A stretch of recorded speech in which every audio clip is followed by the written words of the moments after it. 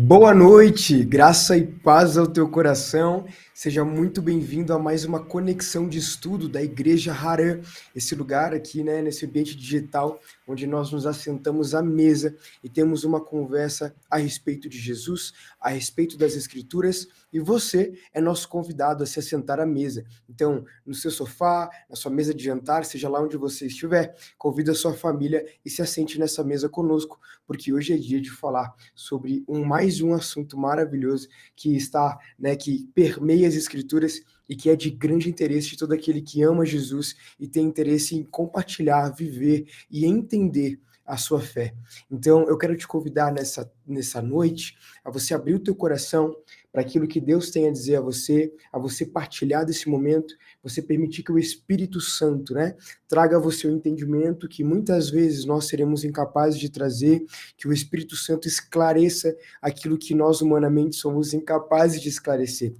E que, de forma muito profunda, através dessa conversa, dessa mesa, desse trocar de ideias, você possa ter a sua fé edificada, ou até mesmo, né, você que está aí e nem sabe por que veio parar aqui, talvez possa alcançar Jesus, você possa ver Jesus, você possa encontrar Jesus na sua vida nesse momento. Antes de mais nada, eu quero saudar os meus companheiros de mesa aqui, Vinícius Olegário, Matheus Souza. Fiquem à vontade aí, deem sua saudação para o pessoal. Boa noite, pessoal. Que bom poder estar aqui com vocês de novo. E hoje, mais uma sola incrível. As 5 são, né? Mas sola gratia. Um tema muito legal de se falar. Eu creio que, assim como o nosso coração está desejoso por, nessa noite, a gente compartilhar com vocês as questões que nós lemos, estudamos sobre sola gratia, nós esperamos que vocês estejam com esse mesmo sentimento e desejo, na verdade, de receber, porque falar sobre graça é maravilhoso e eu quero, na verdade, encorajar e te empolgar mais para essa noite, tá bom? Amém. Boa noite, queridos. Privilégio estar com vocês mais uma vez e hoje o tema é muito legal, de novo. Espero que a gente possa sair daqui bem edificado, falando sobre um bando de coisa legal. E, enfim, vai ser um prazer estar com vocês hoje. Show! Pessoal, para você que está nos conhecendo pela internet, nós somos uma igreja local na cidade de Laje, Santa Catarina. E você que quer nos conhecer presencialmente, venha em uma das nossas conexões da família, que acontecem todos os domingos às 18 horas. Então, às 18 horas, todo domingo, você vai nos encontrar. Roberto, eu quero saber mais sobre a igreja, eu quero conhecer, quero pegar a localização, eu quero tirar minhas dúvidas.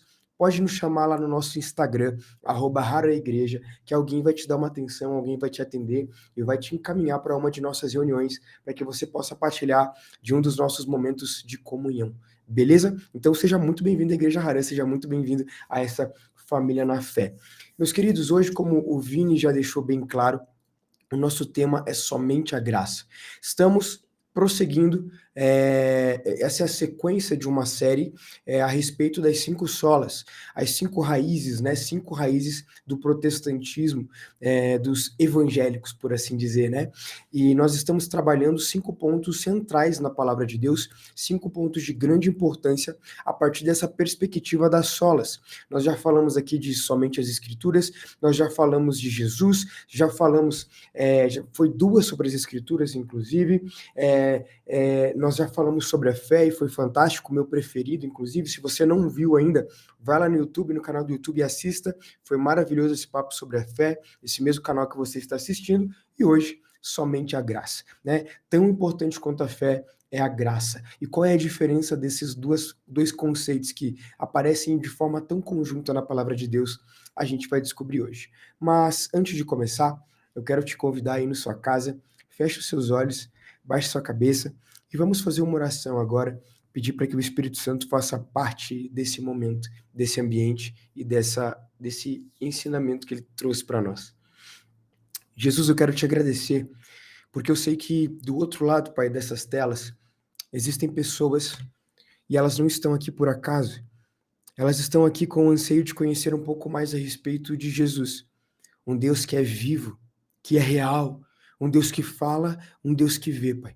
E é maravilhoso sabermos que nós servimos a um Deus que vive e reina, Pai. um Deus que sabe de todas as coisas, um Deus que conversa e ama ser conhecido. E é sobre um Deus que ama ser conhecido que nós queremos falar essa noite, para que pessoas anseiem em te conhecer. Pai, nós não estamos aqui para trazer todas as informações a respeito da graça, mas para que pessoas tenham em seus corações uma chama acesa por pesquisarem, por estudarem, por irem mais profundo a respeito, no respeito daquilo que interessa a vida de um cristão apaixonado por ti. Nós te agradecemos em nome de Jesus. Amém. Gente, bora lá. O que é graça, né? O que é graça? O que define o conceito de graça na palavra de Deus? Eu acho muito interessante e provavelmente você já escutou aquela velha frase que diz que graça é um favor imerecido, é um presente merecido de Deus para os homens, e de fato é.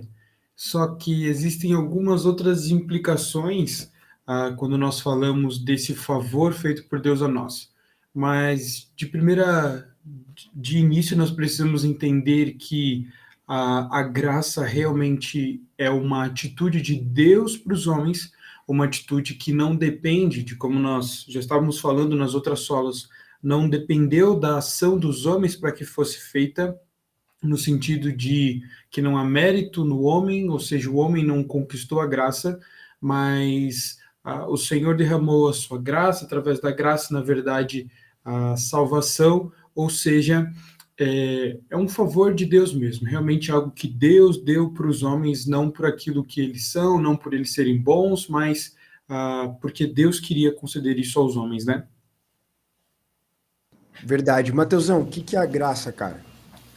Cara, uma das coisas muito interessantes que a gente pode começar a pensar no sentido de graça é literalmente parar de pensar que a conceituação favor imerecido ou algo aquilo que Deus não poderia nos dar porque nós somos pecadores, mas Ele nos deu, fosse terminar essa conceituação, tipo, graça é isso.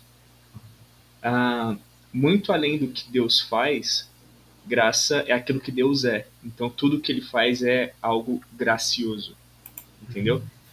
E quando que a gente começa a perceber que graça existe nessa história da redenção? Lá em Gênesis, quando Deus promete para a serpente que é através do filho de mulher que ela seria esmagada. É a partir dali que a gente começa a conhecer o que de fato é graça. Não porque é um favor imerecido, mas porque tudo aquilo que Deus faz é de forma graciosa. Talvez a gente não consiga entender muito porque os conceitos de graça pra gente é muito difícil entender o de graça e por graça. Para nós é a mesma palavra, né? Como se a graça não fosse gastar alguma coisa, porque é de graça. Não necessariamente. Quando a gente vai para outras línguas, por exemplo, pega o inglês. Tem o free e o grace, que já consegue fazer essa distinção. No português, não. No português a gente só tem graça, né?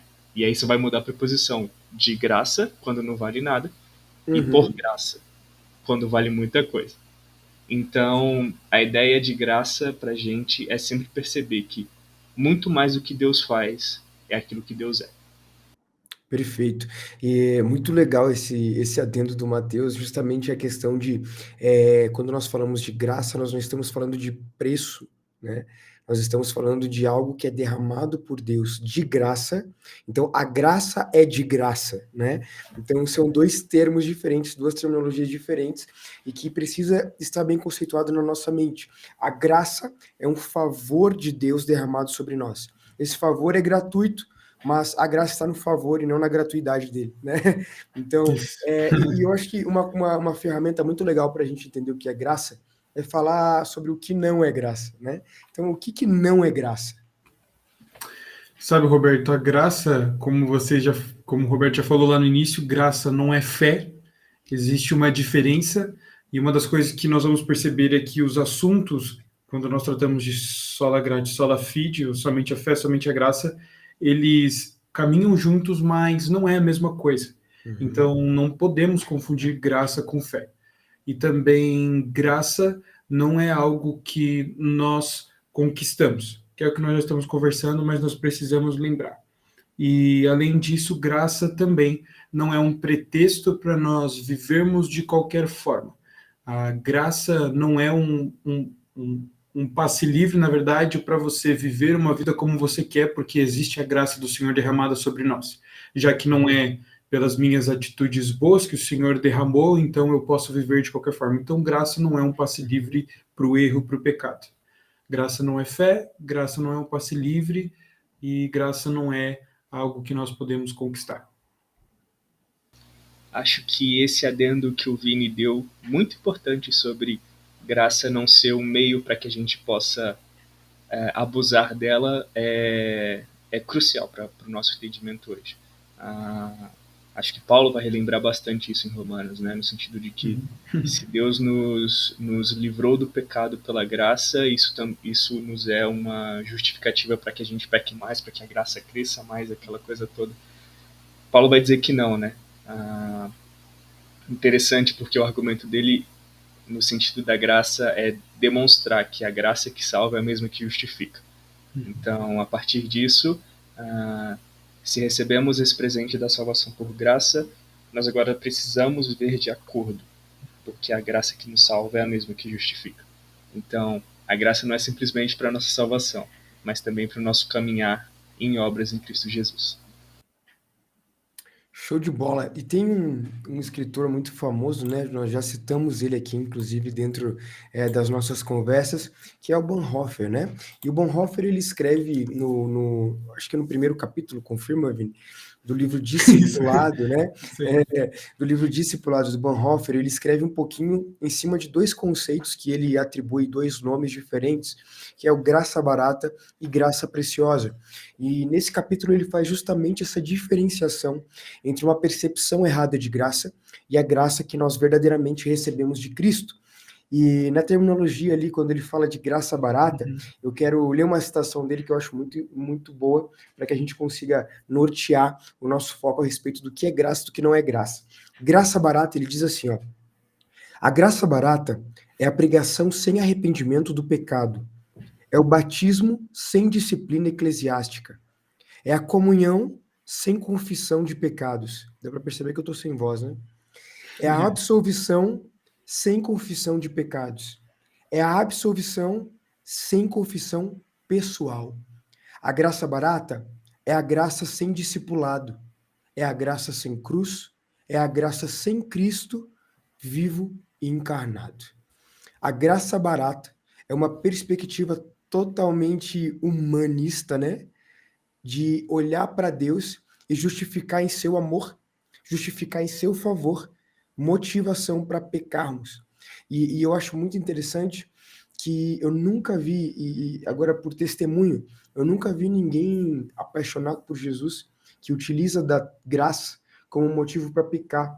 Porque eu acredito que quando somos salvos, né, quando nós somos realmente, verdadeiramente encontrados pela graça, nós não deixamos de pecar para não perder a salvação, né? Nós deixamos de pecar por amor ao Cristo que derramou graça sobre nós. Então nós não pecamos por amor ao Cristo da graça. E não porque ele derrama graça, eu vou pecar, entende? Então, qual que é o preceito da igreja? Qual que é a ideia do ser igreja? Nós não temos regras e costumes eclesiásticos, nós não temos uma cultura cristã para que nós possamos caminhar de um jeito mais legal como sociedade, ou para que a gente seja mais bonitinho aos olhos das pessoas, ou para que a nossa convivência seja melhor. Tudo isso é fruto do fato de que nós caminhamos em uma linha por amor a Cristo. Nós caminhamos, né, contra o pecado e contra a cultura do mundo por amor a Cristo. E caminhar contra a cultura do mundo por amor a Cristo é justamente negar essa graça barata, que tem sido pregada nos púlpitos bastante tempo por aí, né? Então a gente tem visto muita pregação que fala de graça, que fala de amor, mas não fala de arrependimento. E a boa nova, né, a gente tem aquele conceito maravilhoso da boa nova, de que a boa nova ela é precedida de uma má notícia. Eu acho isso muito legal, porque a boa nova, o que é a boa nova? A boa notícia do evangelho é você chegar para alguém e dizer, existe salvação para você. Mas uma pessoa sem consciência de que ela precisa de salvação, ela é uma pessoa incapaz de perceber que o evangelho é uma boa nova. Então, a primeiro momento, o primeiro encontro que a pessoa tem é com o fato de que ela é pecadora e condenada. E aí sim, o evangelho entra como uma boa nova, né? É isso que acontece no decorrer de todos os séculos. Você conhece o arrependimento e então Deus derrama a revelação da graça dele sobre você. Então a graça, ela é liberada por consequência de um arrependimento. É óbvio, e aí se a gente for caminhar em última instância, a gente vai entender que até o arrependimento é porque Deus é pela graça, né? Jesus nos alcançou primeiro, de qualquer forma, mas para que fique bem separadinhas as coisas para você, entenda que a graça de Deus, ela é liberada sobre o pecador arrependido. A misericórdia de Deus é liberada sobre o pecador arrependido. É claro que a gente pode entender que até mesmo no âmbito de perdição que o mundo se encontra hoje, a gente consegue encontrar a graça de Deus em tudo. O simples fato de uma pessoa conseguir abrir a boca dela para dizer eu não acredito em Deus, é graça liberada, porque ela está vivendo, ela está respirando para dizer eu não acredito em Deus. Então até mesmo para pecar, existe graça sobre a sua vida, porque mesmo você escolhendo o pecado, Deus é gracioso o suficiente para te dar a vida, para que você coloque ela para fora. Eu amo muito e eu gosto muito, na verdade, do que Luca Martini falou sobre o não pecar, né? E até quem é da Harã, esses dias nós conversamos sobre isso, por que nós precisamos parar de pecar, né? E o Luca Martini ele vai falar assim que você não deixa de pecar porque Deus vai te amar, porque Deus te ama menos cada vez que você peca, mas você precisa parar de pecar e você deixa de pecar porque você pode então agora desfrutar da bondade de Deus. Então, quando você deixa de pecar, você está reconhecendo que o que vem de Deus é melhor do que aquilo que você pode desfrutar carnalmente, no sentido daquilo que é pecado, né? Então, acho muito interessante quando ele fala isso, porque quando eu uso a graça como, na verdade, um passe livre, ou seja, eu utilizo da graça barata, e eu dou um poder errado para a graça, esse poder, na verdade, de que agora eu posso pecar, na verdade, eu estou indo de contrário, dizendo que eu posso sim desfrutar fora de Deus aquilo que é de contrário a Ele. Entende? Eu posso desfrutar de algo que vai contra Deus e ainda assim está tudo bem. E não está tudo bem. Porque se eu peco e ao pecar eu não desfruto e eu não reconheço que o que vem de Deus é bom, como o Luca Martins estava falando, que o que vem de Deus é melhor, então eu estou usando da graça de forma errada e eu estou indo contra Deus. Por isso que é tão perigoso, na verdade, a gente dar esse poder errado para a graça. Falar que, na verdade, ela é esse passe livre, né?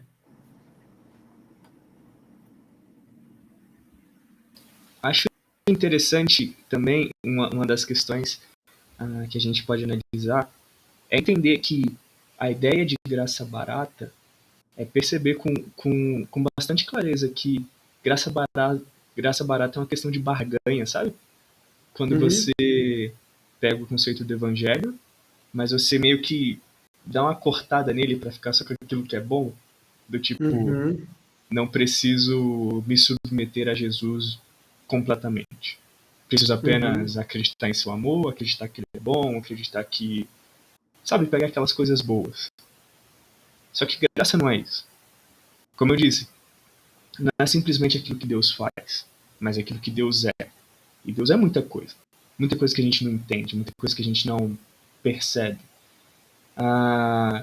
Por isso, graça barata. A ideia de sucatear, de cortar para ficar só com aquilo que é interessante pra gente.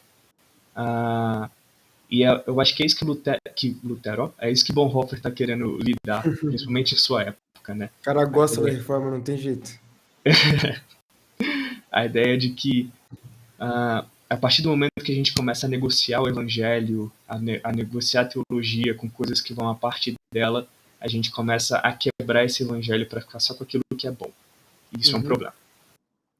E por consequência, a graça barata se torna a mãe de teologias tão hereges que a gente tem vivido no nosso tempo como se fossem normais, como, por exemplo, a própria teologia da prosperidade, né? Que diz que se você for bom, se você fizer o bem, se você performar bem, Deus se encarrega de te enriquecer, de te dar coisas, ele se encarrega de fazer com que você se torne alguém financeiramente muito próspero.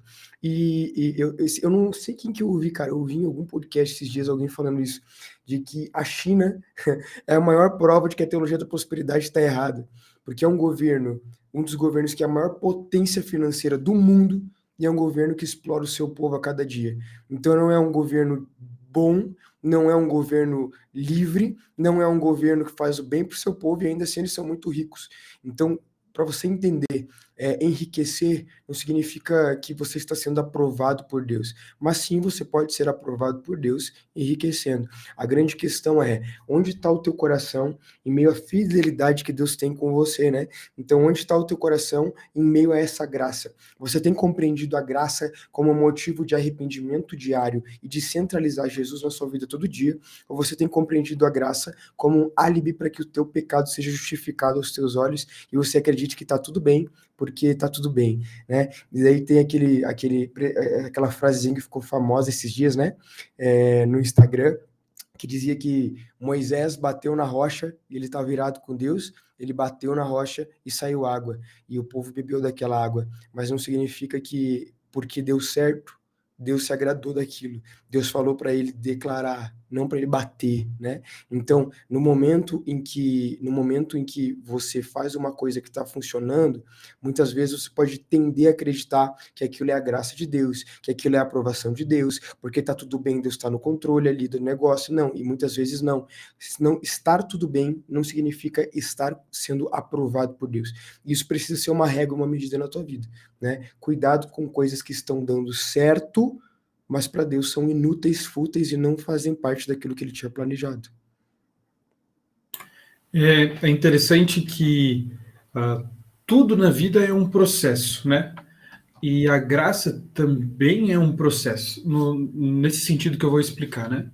Porque quando nós recebemos o favor de Deus, nós então, ou seja, a salvação, aquilo que nós não merecíamos, né? Nós somos colocados então num caminho e num processo, e todo processo tem um fim. E todo processo, na verdade, tem momentos diferentes no caminho até chegar nesse fim. É claro que o objetivo último da nossa salvação, no sentido, a última coisa que vai acontecer, é claro, nós estaremos pela eternidade com Cristo, certo? Mas nesse processo, enquanto nós estamos aqui nesse mundo, a graça nos leva a uma transformação de vida. E a gente se esquece disso, e quando a gente trata a graça somente, como o Matheus está falando lá no início, quando a gente pega a graça e lembra dela só no ponto ali da salvação, cara, a gente vive uma vida toda torta, na verdade, a gente vai chegar, como o Humberto falou, em heresias. Porque, na verdade, o chamado de Jesus para a gente é um caminhar com ele. Eu acho muito interessante, na verdade, os discípulos, quando Jesus chama, sigam-me, eles deixam as coisas. Ali existe um momento, um start agora na caminhada deles com Jesus. Ao longo do tempo, eles aprendem a lidar com situações e com pecados no coração deles. E assim eles vão crescendo e amadurecendo nessa vida com Cristo. E um dia eles morreram e eles foram para a eternidade. E um dia nós estaremos na eternidade com eles também. Mas durante a vida deles, apesar deles terem recebido esse favor lá no início do Senhor, de terem sido chamados e agora de serem salvos em Cristo Jesus também, isso não fez com que eles pulassem para a eternidade. Isso fez que, na verdade, com que eles errassem, mas aprendessem e mudassem de vida ao longo do tempo. E então a gente não pode jamais esquecer que a graça, na verdade, está dentro desse processo, na verdade, que vai terminar lá na eternidade, né? E eu acho que talvez seja por isso que conversar sobre graça hoje seja algo extremamente importante, né? Acho que o adendo do Roberto dizendo que a falta de uma compreensão correta sobre graça é o que nos leva a uma miríade de heresias, né? Várias heresias sendo ditas e tudo mais. Eu acho que é exatamente esse ponto. Conversar sobre graça é o que faz com que a gente entenda que para trabalhar com teologia, para aprender sobre o evangelho e tudo mais, não é do nosso jeito, né? Cortando as coisas. Mas existe um caminho, né? Existe um meio pelo qual a gente deve fazer isso. É o meio gracioso que Jesus nos deu. Esse é o conceito de graça. Muito bom. E até de forma a complementar, eu quero ler agora o conceito, né? Nós falamos aqui de graça barata, ou dessa graça desprezível, ou de uma graça mentirosa, né? Pregada pelo mundo e muitas vezes incorporada pelo seio da igreja. Mas agora eu quero ler O motivador, a citação do Bonhoeffer a respeito de uma graça preciosa. E ele diz assim, ó, a graça preciosa é o tesouro oculto no campo, pelo qual o ser humano vende feliz tudo o que possui. É a pérola preciosa, pela qual o mercador oferece todos os seus bens. É o domínio do reino de Cristo, pelo qual o ser humano arranca o olho que o faz tropeçar. É o chamado de Jesus Cristo, pelo qual o discípulo deixa suas redes para trás e o segue. A graça preciosa é o evangelho, que sempre se deve procurar, a dádiva que se deve pedir, a porta a qual se tem de bater. Uau. Essa é a graça Uau. preciosa. Eu acho muito interessante um ponto que ele cita aqui, que é a graça é a dádiva que se deve pedir. E aí eu puxo um gancho aqui com vocês, né? O que é pedir graça, gente? Sabe? O que esperamos quando nós dizemos, Senhor, dá-me graça? O que o Roberto quer dizer quando ele chega aqui na nossa conexão de estudo e fala graça e paz ao teu coração, né? O que é pedir graça? O que é receber graça? Receber graça, Roberto, eu quero começar falando, na verdade, citando de novo ali um trechinho. Eu acho muito interessante quando Bonhoeffer ele fala é o domínio do reino de Cristo, pelo qual o ser humano arranca o olho que o faz tropeçar. Então, receber graça ou graça e paz, na verdade, é um abandono daquilo que é meu, mas, na verdade, é o recebimento daquilo que é de Deus, na verdade, entende? Porque quando eu peço graça, eu não estou falando assim, Senhor, me ajude a enxergar em mim aquilo que eu consigo fazer, me ajude a enxergar em mim aquilo que é bom, me ajude a enxergar em mim as minhas qualidades. Não, eu falo, Senhor, me dê graça, Senhor, ou seja, me dê aquilo que vem do Senhor, aquilo que vem de Ti. Então, pedir graça ou falar graça e paz, na verdade, é tanto ministrar como também pedir. Quando eu falo graça e paz para você, eu ministro sobre você aquilo que vem do Senhor, e quando eu peço graça, eu peço aquilo que é de Deus.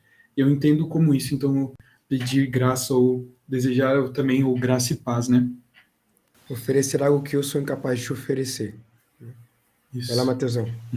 Cara, eu acho que a coisa mais legal nesse sentido e que para mim ficou muito clara, principalmente depois de sair do seminário, foi a ideia de que graça é desfrutar do presente que recebemos em Cristo Jesus. A tal ponto de dizer não para todas as outras coisas. Porque isso vai no cerne daquilo que Bonhoeffer está dizendo. Por quê? Não sei se todo mundo sabe, Bonhoeffer ele é um teólogo alemão, pastor protestante na igreja da Alemanha nazista, que foi preso por não julgar lealdade a Hitler. Morreu por conta disso. E é neste contexto que ele escreve sobre graça preciosa. E é por conta disso que, cara, a citação dele do abrir mão de todas as coisas, tirar o olho para que não peque, tudo por conta dessa graça barata. É exatamente isso que ele fez em sua vida.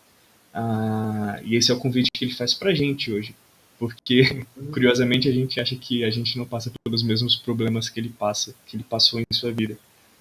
Contudo, cara, como o livro é presente para hoje, né? Como que a gente consegue abrir mão dessa graça preciosa por coisas comuns? A graça de Deus é o convite do desfrute para a vida que a gente tem em Cristo Jesus. E é isso que Bonhoeffer está querendo dizer. Como é fácil, né? A gente ser persuadido pela graça barata ao invés da graça preciosa. Porque aí que está a questão. A graça preciosa nos leva a sermos aqueles que arrancam o olho pela salvação. E a graça barata é justamente aqueles que justificam o pecado dos olhos, dizendo que estão salvos. Então, é justamente esse contraponto maravilhoso de, tipo, e como é fácil a gente dizer, Deus, mas eu sou tão bom, por que eu tô tendo esse problema? Deus, tu não é fiel, então por que eu tô tendo problema? Deus, tu não prometeu, então por que eu não tô tendo problema? E a gente sempre vai caminhando por uma graça barata. uma graça barata, onde Deus tem que fazer o que eu quero para que ele seja aprovado por mim, né? Quando na verdade é Deus com os olhos de fogo, né? A visão de João, os olhos de fogo, esperando que nós sejamos aprovados por ele. Vai lá, Vini. Não, é engraçado que o Bonhoeffer, ele vai dos evangelhos para Paulo e volta, e volta, e volta. E é interessante que esse trecho que eu li, né, pelo qual o ser humano arranca o olho que faz tropeçar, o Bonhoeffer ainda termina. É o chamado de Jesus Cristo, pelo qual o discípulo deixa suas redes para trás e o segue. É justamente isso que o Roberto está falando, entende? Então eu não justifico o pecado do olho. Eu deixo o pecado do olho para receber então aquilo que vem do Senhor, ou seja, o segue-me. Eu ir para Cristo. É só um adendo, porque eu esqueci de citar o final dessa parte da citação, que é muito linda também, né? Não, cara, mas para mim, quando ele cita a parábola de Jesus, do cara que encontra um tesouro nas suas terras, ele vende todas as coisas. Cara, é muito pesado isso. É muito lindo, cara. Quando lógico, a gente pega pra passagem de Jesus dizendo isso e fala assim, cara, que legal, que coisa bonita. Cara, vai fazer isso, mano. Entendeu? Talvez seja esse convite que Bonhoeffer está querendo nos mostrar na conceituação entre graça barata e graça preciosa. No sentido do graça barata, moeda de troca. Eu dou uma coisa, você me dá outra. Graça preciosa. Mano, eu perco tudo. E tá tudo bem. Entendeu? E aí, o Senhor é meu pastor e ele não me faltará, né? E ele me é suficiente, só não retires de mim o teu espírito. E a gente vai entendendo todas essas, né? Porque morrer para mim é lucro e viver é Cristo. E a gente vai entendendo todos esses preceitos da verdade. Mas o Mateus gosta muito do que encontra o tesouro e vende tudo que tem. Eu gosto muito da pérola preciosa. Para mim, a parábola da pérola preciosa é a parábola mais preciosa, assim, aos meus olhos, né? Que é o jovem negociante, ou seja, vivia uma vida em busca de preciosidades, mas ele encontra uma pedra que o faz vender todas as outras para comprar aquela pedra, mas dessa vez essa pedra não é para continuar suas negociações, não é para continuar os seus interesses, essa pedra é para si, cara. É para mim, essa pedra é tão preciosa que tudo que eu tenho, eu estou dando em troca dela e eu a retenho, né? Eu a retenho para mim, não no sentido de uma pérola, não no sentido de egoísmo, mas no sentido de necessidade, sabe? A necessidade. Essa pérola me trouxe uma necessidade. A necessidade de agora caminhar com isso todos os dias da minha vida é inegociável, é embarganhável. E aí a gente começa a entender, por consequência disso tudo, gente, a mente de um cristão convertido. A mente do cristão convertido é a mente daquele que olha para os problemas, ele vai ter vontade de desistir, ele vai ter vontade de deixar tudo de lado, ele vai ter vontade de jogar a toalha, mas ele não consegue. Ele não consegue por quê? Porque existe uma graça do Cristo que o chamou. E o chamado de Cristo é irresistível. A única resposta ao chamado de Cristo é largar as redes e segui-lo. Entende? Então, essa é a única resposta plausível, porque o chamado de Cristo vem com graça. Então, se você tem acesso à pérola, se você pode dizer não ao pecado por amor a Cristo, se você pode dizer não à graça barata, é porque a graça preciosa já alcançou o teu coração. Então, se de alguma forma você é capaz de dobrar o seu joelho e se arrepender, é porque antes de dobrar o joelho e se arrepender, Deus te deu força para dobrar o joelho e se arrepender. Né? Deus é essa graça maravilhosa que nos conduz até mesmo ao momento em que nós nos arrependemos perante Ele. É Ele que nos dá essa força, é Ele que nos dá esse aval, esse vigor. E aí, cara, entra um pretexto que eu acho muito legal, que é quando Paulo, né, ele vai aconselhar Timóteo, Paulo fala, Timóteo, busque ser edificado na graça do Senhor. Né? Então, Timóteo, busque a graça. Busque mais da graça. O que você precisa como um pregador, como um ministro, como um líder, é buscar mais da graça. Timóteo, vai lá, sabe? Busca a graça do Senhor, porque a graça do Senhor lhe será suficiente. E daí Paulo ainda traz nesse preceito de força, né? A graça do Senhor vai ser tua força, cara.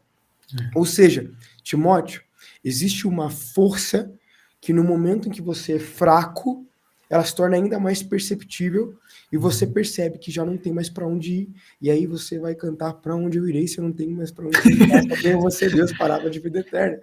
Né? E você vai entender todo esse contexto, né? Clamai ao Senhor da seara para que ele envie trabalhadores à colheita, sabe? E aí você vai entender que ser chamado para o Senhor para você trabalhar na colheita é fechar a porta de casa e ir, cara. Sabe? É fechar a porta de casa sem ter direito de retorno. Eu vou para a seara, porque a seara agora é minha pérola de grande valor. Eu planto e colho para Cristo, não planto e colho mais para mim. E Deus é tão galardoador e tão maravilhoso que ele compartilha de sua colheita. E isso é graça. Né? Isso é graça. É muito legal que Pedro vai falar sobre isso lá, né, em 1 Pedro capítulo 5, 7. Lancem sobre ele todas as suas ansiedades, porque ele cuida de vocês. Ou seja, troque o que vem de você por aquilo que vem do Senhor, sabe? Deixe suas redes, né? Isso que é muito interessante, Roberto, e como que, na verdade, às vezes algumas situações, cara, como, por exemplo, assim, poxa, amanhã eu preciso pagar um boleto e tô sem a grana agora. Ou, poxa, amanhã eu preciso conversar com aquela pessoa e eu não sei nem por onde eu começo, entende? Poxa, eu preciso muito conversar, sei lá, numa entrevista, ou preciso pedir perdão, eu preciso, sei lá, resolver alguma coisa. O Matheus tá falando sobre isso, né? Como é muito fácil, às vezes, a gente trocar, sabe, cara? E olhar pra gente e falar, não, peraí, eu dou um jeito e eu vou conseguir esse dinheiro. Não, eu dou um jeito lá na hora e converso com a pessoa. Quando não, sabe? Assim como nesse processo que nós somos iniciados pela graça, né? A gente precisa constantemente, na verdade, lembrar do que Jesus fez, e não daquilo que nós fizemos. E lembrar, poxa, amanhã eu tenho um boleto, cara, eu sei que Deus pode prover, entende? Só que, às vezes, na situação, é difícil, o nosso coração quer fugir dessa realidade, quando, na verdade, a gente precisa novamente lembrar que a gente precisa lançar todas as ansiedades para o Senhor, porque assim como a salvação veio por graça, a provisão também. É o mesmo Deus, é o mesmo Senhor. Então, quando surgiu uma situação assim, a gente precisa fazer igual no dia da ceia, lembrar do Senhor, né? E quando Deus fala em memória de mim, é lembrar do que Jesus fez, né? A gente meio que precisa ter aquele período de reflexão que a gente tem na ceia todos os dias, né? A gente precisa daquele período todo dia, porque a gente precisa lembrar que o Senhor continua sendo o mesmo Deus gracioso e provedor. Por mais que o nosso coração às vezes queira fugir dessa realidade, né? A gente precisa trocar aquilo que a gente tenta enxergar na gente por aquilo que na verdade a gente enxerga em Deus, né? E, cara, eu acho que o mais curioso de tudo, e principalmente para quem gosta de filosofia, essas coisas, vai curtir bastante essa ideia de que graça é o extremo do paradoxo, entendeu? Do tipo, quando a gente olha que tem uma tempestade maluca no barco, tá lá Jesus dormindo. Perfeito. Quando a gente olha que para ganhar uma vida você precisa perder ela, entendeu? Você perde para ganhar, você é fraco para ser forte, você pede para multiplicar. Exato. Então, assim, esse é o legal da graça, é que vai contra aquilo que a gente imagina ser o correto, entendeu? Não é essa coisa do tenho, por isso sou. Cara, eu não sou nada. Entendeu? E por graça, em Cristo sou alguma coisa. Não porque eu fiz, mas porque Ele fez por mim. Cara, a graça é o Pedro pescador passar a depender da multiplicação de 2 peixinhos, sabe? Isso é graça, cara. Caramba, mano, é verdade. Isso que é graça, cara. Tipo, é o Pedro pescador agora no meio de uma multidão, você ter um peixe que ele via de monte, né? Mais do que via de monte, ele pescou uma baita pesca quando ele foi chamado. Mas ele escolheu viver da multiplicação dos 2 peixinhos, cara. Isso é graça. E ele se fartou tão bem quanto, sabe? Mais ainda, né? Porque, pô, comeram até ficar satisfeitos e sobrou, entendeu? Mano, é o maluco que passa a noite toda pescando, não acha nada. Aí vem um cara doido que ele não sabe quem é dizendo, cara, lança pro outro lado. E pronto. Entendeu? É o cara maluco que recebe um convite do tipo, siga-me e eu te farei pescadores de homens. Mano, que bulhufas é essa, velho? O cara só sabe pescar peixe, mano. Quem quer pescar homens? e o cara não O conseguir cara, fazer outra coisa a não ser deixar as redes e seguir o cara. cara, vocês podem imaginar essa cena como vocês quiserem. Eu imagino Pedro pulando na água e nadando até Jesus, e pra mim fica mó bonito. Porque ele sai do barco na hora e vai, cara. Pra mim é É, Pedro se jogando. Eu quero é, conhecer isso, cara. Sabe, se tinha um deck, pode ter um deck, pode ter um monte de coisa onde Pedro tava. Mas, mano, eu imagino Pedro se jogando na água, no sentido de, cara, eu só vou. E esse mesmo Pedro é a mesma situação onde Jesus, fazendo o seu caminho sobre as águas, ele é reconhecido como um espírito. E aí Pedro, né, it's a ghost, né? E daí Pedro, Pedro fala, cara, se tu é o Senhor, se tu é Jesus, me chama. É o mesmo preceito, cara. É eu estar com o pé no barco, eu estar com o pé seguro no barco, mas eu escolher tentar caminhar sobre as águas porque é o meu Senhor que está me chamando, é. sabe? Vai lá, Vini. Não, é que a mentalidade de Pedro, né? A gente está falando de trocar aquilo que é nosso por aquilo que é de Deus, né? É, E toda pregação, quando alguém vai falar sobre isso, fala: Pedro era pescador, ele era bom, ele sabia onde pescar, né? Mas naquele momento ali, ele deixou aquilo que ele sabia para viver aquilo que Jesus estava falando, entendeu? Então ele yes. viveu por Cristo, daí ele viveu algo extraordinário, entendeu? Cara, e eu acho que o mais legal de tudo é que a gente não tá falando só sobre salvação. Porque a gente costuma linkar muito a ideia de graça à salvação. Mas perceba que não é só ser salvo, mas Uhum, é uma vida depois de ser salvo. uhum, Perceba que a graça vai muito além do sacrifício que Jesus fez, mas inclusive vai a vida que ele te deu para que você viva, né? Para que você perceba que tudo que está ao seu redor você consiga enxergar graça, né? Cara, tem um livro que é genial, é o Coisas da Terra, do Joy Regan. Me ensinou bastante, no sentido de que você consegue perceber a graça do Senhor em todas as coisas, não somente no culto, no louvor, na adoração, mas quando você vai assistir uma partida de futebol, quando você vai jogar um videogame, quando você vai ter uma conversa com os amigos e tudo mais. Porque, cara, a vida do cristão é recheada de graça pelo fato de Jesus ter te salvado, entendeu? uhum, Não é só salvação, mas é uma vida. A vida é graciosa.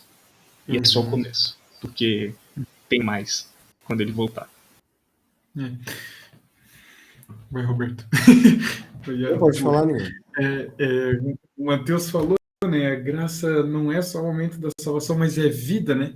Quando a gente fala, poxa, a gente ganhou vida, não é só o momento pontual, a vida é a existência eterna, entendeu?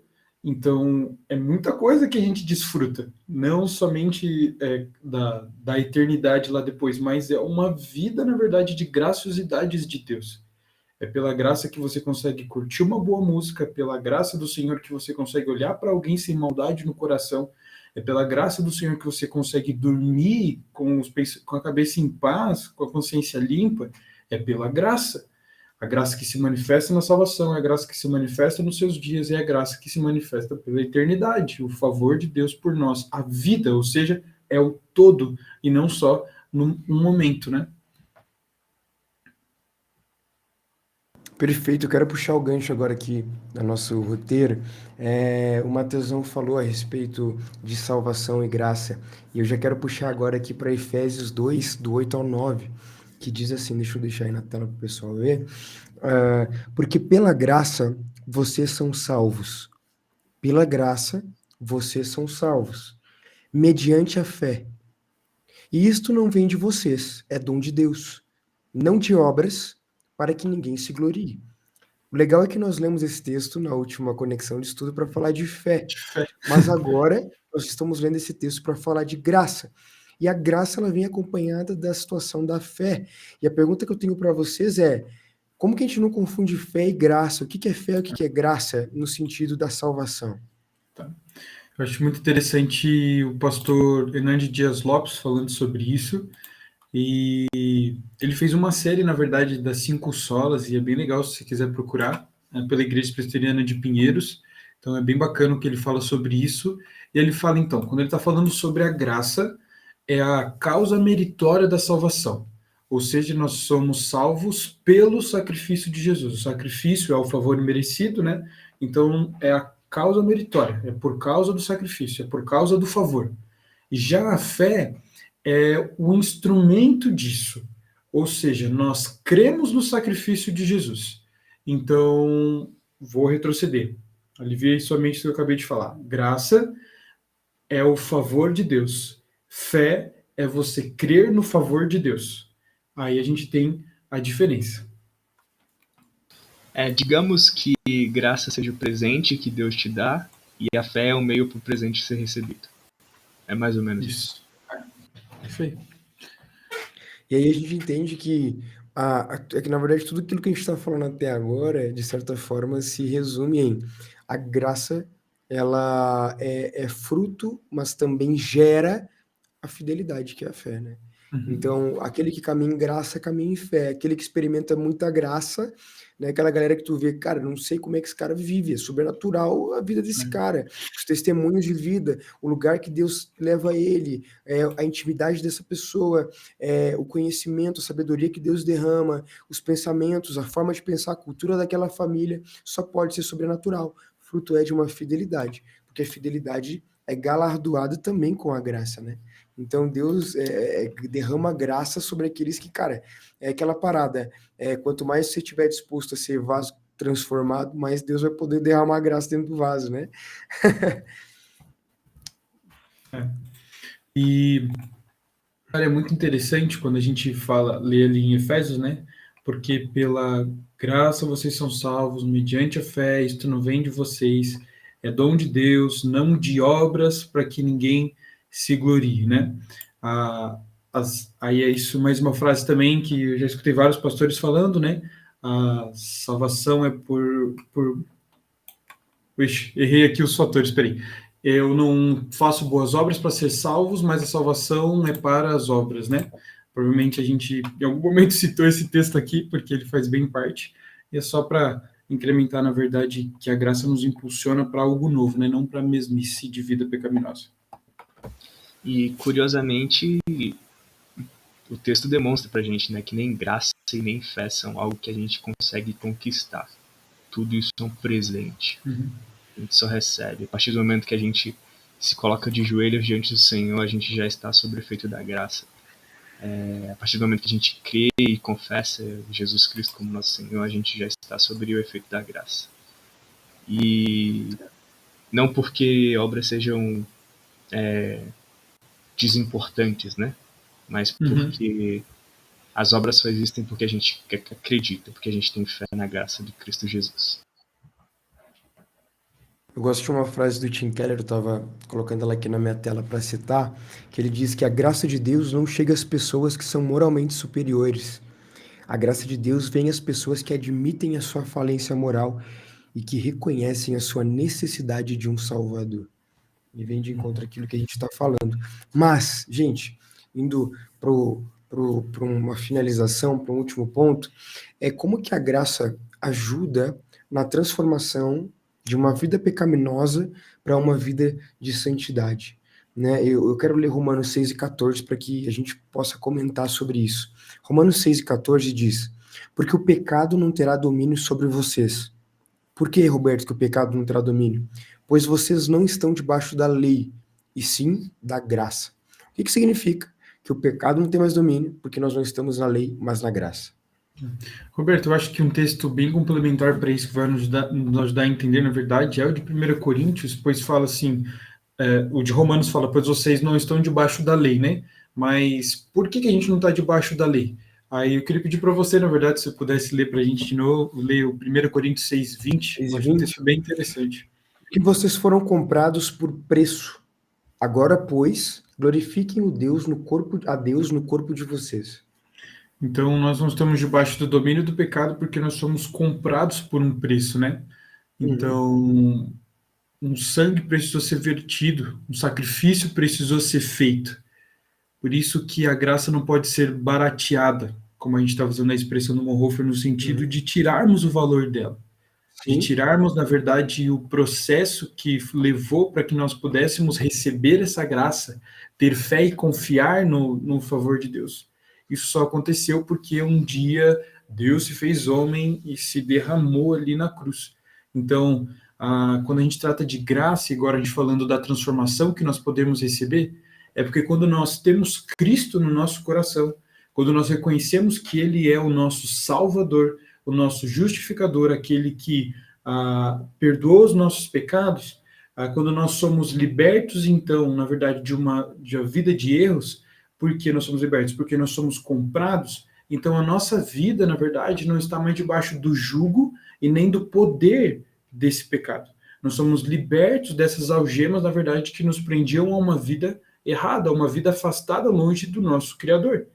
Mas agora com Jesus, nós somos libertos disso, esse favor, né, nos liberta disso e a gente pode viver uma vida diferente, porque não é mais o pecado que domina sobre a nossa vida, mas é Cristo. Assim como quando o pecado dominava sobre a nossa vida, nós vivíamos pela agenda do pecado, por aquilo que o pecado queria, o que o pecado nos impulsionava, agora debaixo do domínio de Cristo, porque nós somos comprados por Ele, nós vivemos a agenda de Cristo. Nós vivemos aquilo que Cristo tem para nós. Por isso que há transformação, né? Por isso que existe mudança de vida, porque há uma troca de senhores, né? É o despojar do corpo da carne que Paulo fala, né? O despojar do corpo, vocês são circuncidados agora por Cristo, no despojar do corpo da carne. É o seu corpo deixando de servir a sua carne para servir ao Espírito, viver a agenda de Jesus, como diz o Vini. Vai lá, Mateusão. Acho que a graça nos ajuda a entender o papel da santificação pelo simples fato de nos mostrar que santificação é a nossa justificação posta em prática. Que a nossa santificação não é algo que a gente conquista, algo que a gente precisa estar constantemente brigando ou batalhando, mas que a nossa santificação ela é o simples desfrute da vida nova que a gente tem em Jesus. É a justificação posta em prática. Talvez uma das coisas muito interessantes que eu aprendi no seminário foi a ideia de saber que a graça de Cristo é aquilo que me motiva a fazer as coisas certas que eu faço. É através da graça que eu deixo de pecar, é através da graça que eu faço as coisas corretas, é através da graça que eu olho para o mundo de uma forma diferente, e é através da graça que eu reconheço acima de tudo. E talvez isso seja um convite bem pesado de se receber, mas é através da graça que eu percebo que existe um nome nas minhas costas, que eu preciso viver de acordo com ela.